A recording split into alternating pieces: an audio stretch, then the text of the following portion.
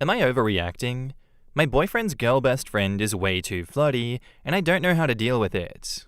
Hey Reddit, I, 21 female, have been dating my boyfriend, 24 male, for about 8 months now. And overall, things have been really great. He's kind, supportive, and we have a good time together, but there's one issue that's been bothering me more and more. His girl best friend. Let's call her Emily. They've been friends for years, long before I came into the picture, and I've tried to be cool about their friendship. I really did. I know it's possible for guys and girls to be friends, and I don't want to be that insecure girlfriend who tells him who he can or cannot hang out with. But Emily flirts with him. Like, a lot. She'll make comments about how hot he looks when we're all hanging out. She constantly finds reasons to touch him, like fixing his hair, poking him playfully, and leaning on him when she laughs. One time at a party, she sat in his lap like it was the most normal thing in the world. I was literally right there. I've brought it up to him gently, just saying that I feel kind of uncomfortable with some of the stuff that she does, and he brushed it off as her just being like that with everyone. But I've seen her around other guys, and it's not the same. What really messed with my head was when she told him, jokingly, that she would have dated him if they ever got the timing right, and he just laughed it off. I didn't know whether to cry or scream. I don't want to be controlling, and I don't want to give him an ultimatum, but I also don't want to keep pretending that I'm okay with this dynamic when I'm really not. So, am I overreacting? Is this worth having a serious conversation about again? Has anyone been in a similar situation? I just feel stuck between wanting to trust him and not wanting to ignore my guts. Any advice would seriously help. In the comments, OK Being says, not overreacting. In fact, you're underreacting. Why are you with a guy that allows this to happen? He clearly likes the attention and won't take your concerns seriously. That's obviously flirting. I've been in a similar situation, and he ended up dating her after I broke up with him. There was clearly something between them. Just saying. Imagine if you did that with one of your male friends. How would he react?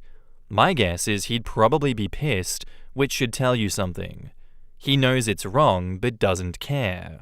OP replies, it's also confusing. He's been such a wonderful guy besides this. OP in her own comment said, so I've read through the comments and I'm gonna have a final conversation with my soon-to-be ex, and hopefully it'll be a peaceful one. I'll update you all after it. Yeah, I do think she is being too flirty, and it's okay to put an ultimatum on the relationship in this situation. Say, either you rein her in and you get her to cut that shit out, or we're done. But it seems like in this situation, OP has, and I'll say rightfully, chosen just to end the relationship, which I think is a lot better than trying to get him to rein it in, because can you trust him after he has allowed this behavior to go on for so long, when you know he would not be okay with you doing this with other guys? That's still a breach of trust, and it, to me, seems a bit like an emotional affair. I'm going to be honest, it seems like an emotional affair. If not, the potential of a physical affair also happening. It's got to be a deal breaker. And now, on to the update. Hey everyone, just wanted to post a quick update since you guys were kind enough to share advice and validate how I was feeling. I ended up having another conversation with my now ex-boyfriend a couple of weeks ago. I explained again, calmly and clearly, how uncomfortable Emily's behavior made me feel. I even gave specific examples like her sitting on his lap, the way that she always had her hands on him, the "we could have dated" comment, etc. I told him that I wasn't trying to be controlling, but that it was starting to feel disrespectful to our relationship, and that I needed him to understand where I was coming from. He still brushed it off, said again that that's just how she is, and that I was reading too much into it. No ownership, no acknowledgement, no willingness to set any kind of boundary. And that's when it clicked for me. I realized I was trying way too hard to explain basic respect in a relationship. I don't think he's a bad guy, but I do think that he was more afraid of upsetting Emily than he was of losing me. And that was enough of an answer, so I broke up with him. It wasn't dramatic, just sad. I told him that I deserved to be with someone who takes my feelings seriously and who wouldn't make me feel like a third wheel in my own relationship. Since then, I felt a weird mix of relief and grief, but mostly peace. I trusted my gut, I chose myself, and I know that I made the right decision. Thank you to everyone who helped me feel less crazy in that original post. Seriously, it meant more than I can say. In the comments, Julia Valentine says, "So many people blame the girl best friend because if she wasn't there doing all that, then they wouldn't be fighting. But the truth is that she had a boyfriend problem. Her boyfriend wasn't listening or respecting her feelings and establishing boundaries with a girl best friend. I'm glad she realized that and broke up rather than fighting a losing battle with a girl best friend for years." You're right, but that doesn't absolve the best friend. She knows exactly what she's doing. Oh yes, I agree. The friend's behavior is unacceptable, but it's up to the boyfriend to tell the friend that he's not okay with her behavior, which he refused to do. Unintentional Wipe says, "If I were in my petty 20s, I would have paid someone to act like a male best friend who came back after a couple of years away, and then we'd accidentally bump into each other and I'd act the same way with him. If anything is said about how it's inappropriate, or my boyfriend said, 'I feel uncomfortable with this,' I'd be like, 'You're right. That's why I'm breaking up with you.' But now I'm mature and would just break up and ghost." You know, it's not too late to do that in your petty 20s. Someone right now listening to this can absolutely be in their petty 20s if they have a partner that's like this and just do it and tell us the results and make a post. But anyway, I think that OP did the exact right thing in this situation. It definitely was a boyfriend problem, and it was not worth sticking around. It was about respect. It was like the story where the woman had her cake eaten by her stoner boyfriend and the stoner friends. He didn't respect her. And in this story, OP's partner does not respect her at all. It's better to just cut your losses and find someone that does have respect for you. Thank you for the story, OP. I hope you're doing better now. Our next post is by user TWXNC, and it's titled, "Am I the asshole here for ghosting my ex because she is married now? My friends think that I'm an asshole for blocking my ex, who is married, because she keeps calling and messaging me. I wanted to ask if what I'm doing is right, or if I should keep in touch with her. I dated Lisa for 4 years, and we broke up 2 years ago. Lisa told me she didn't see a future with me and wanted to call things off. There were many reasons, and I knew that it was coming. Lisa came from a wealthy family, and we met in college. Our relationship was great during the college years. However, after we graduated and got jobs, it became clear to her that I would not be able to provide the lifestyle that she was used to. She hated the small apartment we rented because I wanted to pay off my student loan quickly, and she resented that I couldn't afford to take her on nice vacations. It sucked, but I couldn't blame her. I loved Lisa deeply, but I also knew that she deserved the life that she wanted. After we broke up, we still had lingering feelings and stayed friends for a few months. We had mutual friends and would meet regularly. I never hated Lisa. In fact, I cherished the memories of the 4 years that we were together, but I also acutely was aware that we came from different worlds and that she shouldn't have to settle because of me. Still, it was hard to let go completely, and sometimes I wondered if I'd ever truly get over her. We drifted apart after Lisa started dating a family friend. I met him a few times at parties, and he knew that Lisa and I had dated, and though he was polite, I started avoiding her and focused on work. Eventually, I moved to another city and I lost touch with Lisa. I heard from mutual friends that she got married 6 months ago. I wasn't invited to the wedding, but I was happy for her. I also dated someone briefly last year, but right now my career is my main focus. That's what I need to believe. 3 weeks ago, out of the blue, I got a call from an unknown number. It was Lisa. She started with small talk, and we caught up on each other's lives. She told me about the new house that she and her husband had just bought and how busy she had been. I told her about my work and my new life. It was nice, like catching up with an old friend. She gave me her new number, and the call lasted about 20 minutes. Although I found it odd, I figured that she might have thought about me and decided to reach out. The next day, she messaged me and sent a few photos of her new house. I complimented her on them. 2 days later, she called me again, saying she was driving and thought about chatting. We talked about my new city, my new friends, and even gossiped about our old mutual friends. Then she started sending me photos from a recent party where they all met up. Over the next 2 weeks, Lisa began calling me almost every day. I ignored most of her calls, but she always said she had free time and wanted to talk. She started sending me TikToks, memes, and messages, initiating conversations all the time. At first, I brushed it off, thinking she was just being friendly, but it felt wrong. Lisa is married, and I shouldn't be talking to her so frequently. The more she reached out, the more unsettled I became. Was she unhappy in her marriage? Was she just lonely? Or was I reading too much into it? Last Friday, I finally messaged her, saying that it felt inappropriate for us to talk so often, given that she's married now.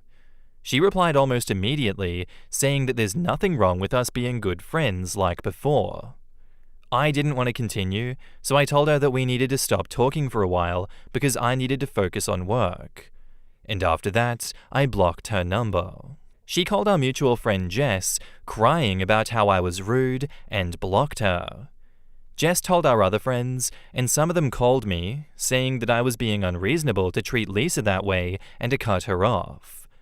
I don't understand how no one sees that it's wrong for Lisa to call her ex when she's happily married after more than a year of no contact. It doesn't make sense, but maybe I'm the one who's missing something.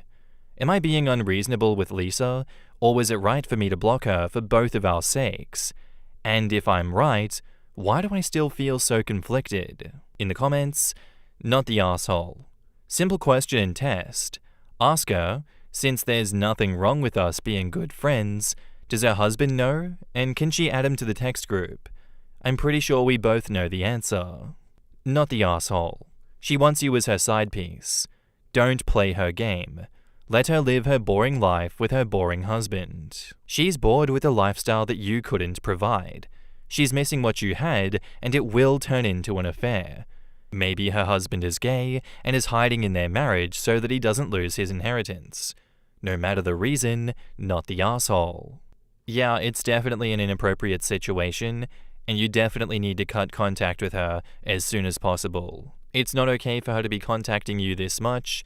It's not okay what she is doing, and it is crossing a line. Just tell her that this needs to end, block her, and be done with it. It's not worth it. It is never going to be worth it to keep in contact with her. And now, on to the update. I had posted a month and a half ago regarding going no contact with my ex-girlfriend Lisa after she tried to rekindle our friendship. Lisa married her husband Jason 6 months ago, and I wanted to respect their marriage, and blocked her after I felt that we were crossing a line. My friend was very critical of me because I was ignoring her, and most of you agreed that I did the right thing. People have been really crazy since then, and many of you asked for an update. I wanted to respect Lisa's privacy, but as things settled down, I'm again not sure if I'm doing the right thing and need advice on my situation. Sorry for the long post, but too many things have happened, and I wanted to get this off my chest. After I blocked Lisa, she called my friend Jess and wanted to talk to me one last time. I initially declined, but finally caved in and told her that it would be the last time that we would talk. Lisa called me on Saturday morning and told me that she wanted to talk to me because she needed help and doesn't know if she can trust anyone. She sounded awful, and I had to calm her down before she told me what was going on. Lisa told me that after we broke up, she met her husband Jason within a few months. Jason asked her out for a date in front of her mum, and her mum insisted that she at least give Jason a chance. Jason was a charmer, and they quickly became official. Jason was everything I was not. He came from a wealthy family and had everything figured out. He took her on all of the vacations I could never afford, and Lisa loved this life where she didn't have to worry about things like loans and money when she was with me. They had a grand wedding, but Lisa told me that things quickly started going south. One night, she was hanging out with Jason's friends, and one of his college friends started flirting with her and touched her inappropriately. Lisa was shocked and told Jason immediately. Jason was drunk and told Lisa to loosen up and to enjoy the party and did not confront the friend. As months went by, Lisa found proof that Jason and his friends were doing drugs, and Jason had slept with most of his friends' wives, and it was a common thing in their friend group. She suspects it happened during the time they were dating, and also a few times after they were married. She confronted Jason, but he just got mad at her and told her that she's being too uptight. Things got messy, and Lisa told me that there were some instances of physical abuse, though she didn't go into too many details. Lisa wanted to leave Jason and told her mum about it. However, her mum told her that it's too early in their marriage, and instead, Lisa should work harder to make Jason happy so that he does not have to look at those other women. Lisa never told any of our mutual friends about this because they all loved Jason, mostly because he paid for all the parties, restaurants, etc., and Lisa just felt very lonely and helpless. That's when she got a burner phone and started messaging me on it. She apologized to me for getting me involved in her mess, but asked me if I can buy her a ticket to my city so that she can get away from Jason and everyone and figure out what to do next. She could not buy the tickets because Jason had access to all of her cards and accounts, and she could not trust any of her friends back home because Jason might know about it. I was really angry with the whole situation, and I agreed to help her. I got the tickets immediately and did not email her any details. I only told her the confirmation numbers when packed and reached the airport. She flew to my city and is staying in my guest room. As expected, hell broke loose as soon as she called her parents to tell them that she has left Jason and is with me. She told them and our friends why she did what she did. However, everyone just thought that we had an affair and that she left Jason for me. Jason was really angry and demanded her to come home or they are done. Her parents called her to plead with her to come back and talk about things calmly. Her dad refused to talk to her, while her mum flew to my city, and we all met and she told her what happened. Her mum was more worried about their reputation than what Lisa had went through in the last few months. It was just sickening. Lisa is looking for a lawyer to file for a divorce and has refused to talk to Jason since she came here. Jason has not made any attempt to visit her, and initially he sent a lot of threatening messages. I feel he was advised not to send any more incriminating messages to her, and the messages from him suddenly stopped and there is radio silence. Lisa has currently been living with me for the last month. She's offered to pay me rent, but I've told her to just save up for any legal fees, as it seems her parents might cut her off. Many of our mutual friends still refuse to believe what Jason did, and some feel as though we were having an affair. Many of them have completely stopped talking to Lisa and me, and even removed us from their socials. Lisa looks like an empty shell of herself. She was the most kind, fun person when we were together, and even though she keeps a brave face, she just bursts into tears randomly. I feel like she's still not told me the whole story on what Jason has done to her, but I'm just going to be a good friend and give her the space that she needs. I honestly am not sure how to feel. Everything happened so suddenly. I never had time to react and think if what I'm doing is right. I don't know how I got into a situation where my married ex is now living with me. I cannot kick her out, and I want to be there to support her in such a horrible time. However, a part of me also does not know if what I'm doing is right, and as she is still a married woman, I don't want to be labeled a homewrecker or a cheater. Any advice would be appreciated. Edit. Just wanted to add some context since many of you are asking about it in the comments. Lisa left her main phone home when she left since her husband can track her phone. He was already paranoid that Lisa would leave him and was tracking all accounts and Lisa's whereabouts. She didn't want to let anyone know that she was at my place. However, I insisted that she at least call and tell her parents that she was safe, else they would have thought that she disappeared and might have gone to the cops to file a missing persons report. Jess did not help her because Lisa did not tell Jess or any of our friends about the abuse. All that Lisa told me was that she didn't trust any of our friends right now. I'm still not sure why and what happened there. However, most of our friends have sided with Jason, and he's spreading a false narrative that Lisa married him for money and waited for 6 months exactly so that she is eligible for a significant alimony, based on their prenup. Everyone suspects that we, Lisa and I planned this whole charade for Jason's money. Lisa left and came to me because she wanted to put as much physical distance between Jason and her before she told him that she was leaving. And of course, Lisa and I are not getting back together. I understand the vulnerable position she's in, and I just want to make sure that she is safe. Finally, what are my future plans? Well, I'm taking this one day at a time. I luckily have a very well-paying job now, and I do not have to worry financially about supporting her for a short time. However, I do understand Lisa cannot live with me forever, and we need to figure out something as soon as things settle down. In the comments, whoa, what a wild ride. Although it seems like you made the right decision in blocking her at first. I'm happy you were able to intervene and support her during her difficult time. It's terrible when people put their reputation before the welfare of others. I'm sending Lisa my best wishes and hoping that everything turns out well for her in the end.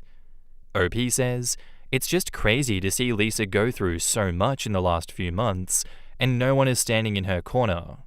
I also hope that she finds strength. Another commenter says, okay, she should not be living with you. You are not her savior.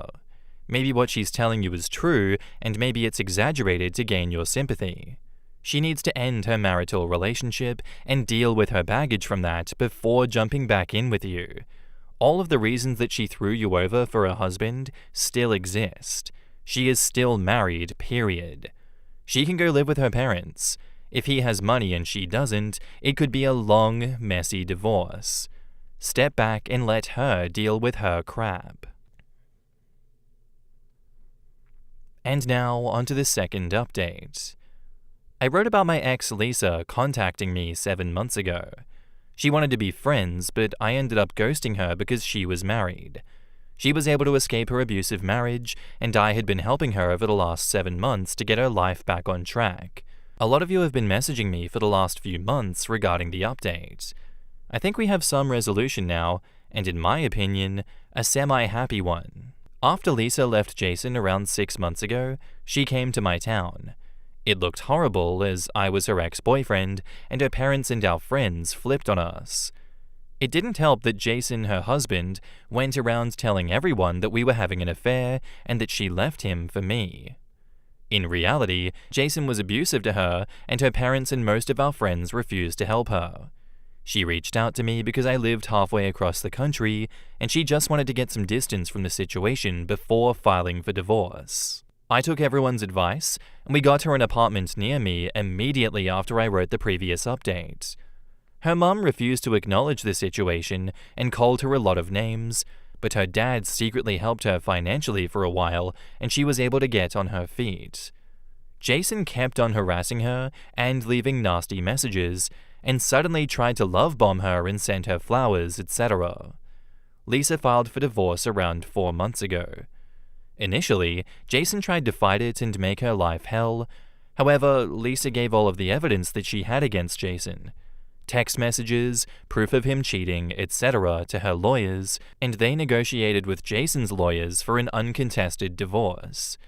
I think all of the paperwork is in now, and we're just waiting for the courts to finalize the divorce. This is where it got really complex. Lisa's lawyers filed for alimony, and Lisa will be getting a significant payout as long as she signs an NDA and does not share the text messages and pictures that her lawyers used as leverage. It's significant enough that Lisa will not ever have to worry about money again. Lisa agreed to the NDA as a clause for getting a quick, uncontested divorce. As soon as the news of the divorce came out, news spread that Lisa and I were having an affair and planned the whole marriage charade to get money from Jason's family. I know many of Lisa's friends who are from her hometown sided with Jason and sent Lisa some really nasty messages. Lisa's family also has been harassed by everyone in their town, and they lost a lot of friends due to this. Lisa's mum went nuclear on Lisa and me and accused us of conning Jason. Her dad has also cut all contact with her after the divorce details were finalized. We cannot share any of the messages to prove her side, as she has already signed the NDA. Regarding Lisa and me, when I saw Lisa in trouble, I jumped immediately into saving her without an afterthought. I feel the part of me that loved her never went away. I didn't tell her that, nor did I bring up dating. However, Lisa came and kissed me when I was cooking. We just could not control our feelings. Even though we have been romantically involved for the past 4 to 5 months, we've decided to take it slow and wait until Lisa heals before thinking of any next steps. I feel Lisa is in a lot of traumas, and we are just bonding over that. We do not know what to do here. On one hand, we want Jason to pay for what he put Lisa through. However, Lisa is now like a social pariah and suffering depression. She is in therapy, and I just feel so bad for her. I would love to get some perspectives on what I can do to make Lisa feel better. I feel that she's just caught up in a rock and a hard place. In the comments, she might want to talk to a lawyer to get advice on what she can and can't say. For instance, she can't show these messages and prove that he was cheating on her, but can she say that he was cheating on her? Can she say he was abusive? Can she reference that she has proof if she doesn't show it? Surely she can say he's a liar. She should defend her reputation as much as she legally can, given the deal she made, but only to people who seem to be open to hearing it. I don't know, like, for instance, if her parents are open to hearing it, which is just awful. OP says, according to the lawyer, it's advisable to not say anything at this point, as it may derail the proceedings. We had told this to her mum and her best friends in the past, before filing, and they all sided with Jason anyways. He can't use the NDA to defame her. Take him back to the court and sue. I mean, surely an NDA can be broken if the other party is defaming you. I don't know that for sure, but it seems like an NDA would get real flimsy if you started telling people harmful things to reputation that contradict what's in the NDA. It's not a slander me agreement. Also, OP says we can't share any information, but surely he isn't a part of the NDA. He can defend himself. I don't think he has enough brain cells to think in that direction. And that's where I'm going to end today's episode, guys. I do hope you enjoyed. If you did, let me know what you thought of it in the comments down below, and I'll see you in the next one. Bye.